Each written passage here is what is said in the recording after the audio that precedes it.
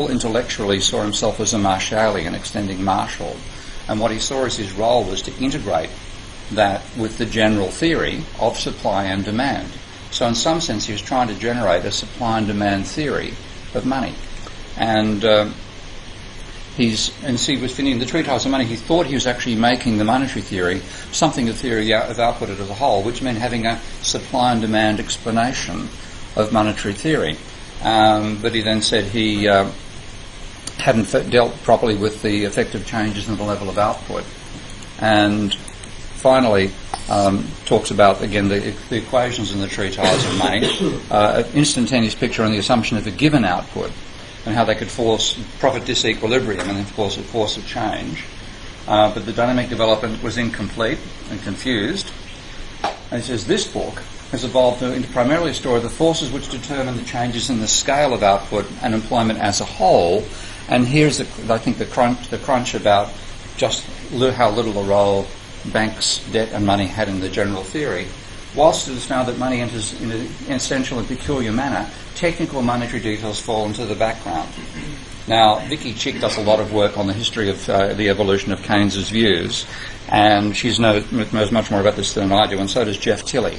So if I want to recommend some readings, I'd recommend looking at work by Vicky Chick or Jeff Tilley on how the general theory actually evolved. Pardon me, I'm actually changing my hearing aids here. I'm getting a lot of echo in the sound I'm hearing here.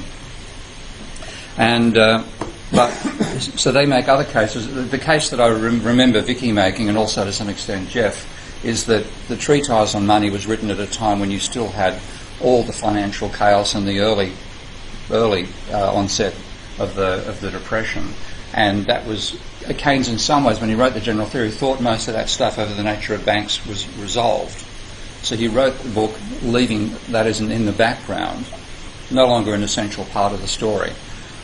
Whatever the logic for not including them in there was, I think it's one of the weaknesses of the general theory that you don't find much about the role of banking inside there. What you do find is the argument about a monetary economy being one in which our views about the future can influence the quantity of employment today and not merely how it's allocated in different sectors. So expectations and uncertainty became how Keynes talked about money in the general theory, rather than talking about the role of banks as a particular engine of creating demand and creating money. And you notice he says here, our method of analysing the behaviour of the present under the influence of changing ideas about the future is one in which depends on the interaction of supply and demand.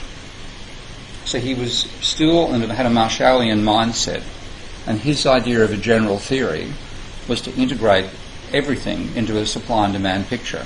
And this partly justifies the attitude that Paul Davidson takes to Keynes. Takes to Keynes, where he really is what they're going to love me for the cleaners, aren't they? Where he talks about seeing Keynes in a Marshallian guise. So you do find a strong Marshallian flavour to what Keynes was writing, and he then sort of led to a more general theory, which includes the classical theory as a special case. Now, as well as saying that's the classical, neoclassical theory, as we call it today, where you ignore change, you presume you could talk about an equilibrium now without considering the future. It's also, and to some extent, pushing banking into a supply and demand framework. And of course, a large part of the endogenous money case is that you can't do that.